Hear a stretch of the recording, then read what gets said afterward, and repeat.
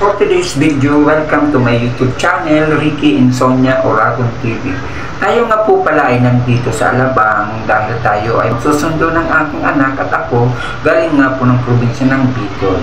So tara, let's go mga kapatid, samahan niyo po ako na magsusundo ng aking anak at ako dito nga po sa Alabang.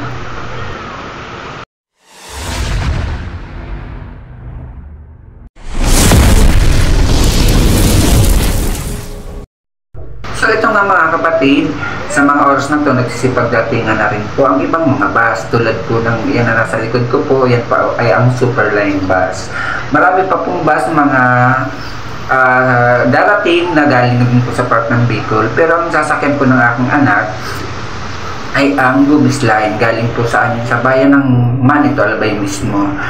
Pero pag kami po pauwi ng Bicol, kadalasan pong aming sinasakyan sa PTEX ay ang Gubis Liner dahil yun po ang diretso rin po, isa rin po sa diretso sa amin, sa bayan po namin. Sa mga oras na ito, siguro po nasa mga 2:30 na ng madaling araw, pero wala pa po yung bus na sinasakyan po ng aking anak at ako. Bago ko nga po pala makalimutan, pakisubscribe ang aking YouTube channel, Ricky Insomnia Oragon TV. Pa-like, pa-share at pa-comment na rin po at para ma-notify na rin po kayo sa aking mga susunod na gagawing videos. So ayan mga kapatid, marami na rin pong mga nagsusundo ng kanilang mga kamag-anak na galing din po sa part ng Bicol. At ito na rin po ang sitwasyon dito sa Alabang na napakatahimik at napakaganda na rin po mga kapatid.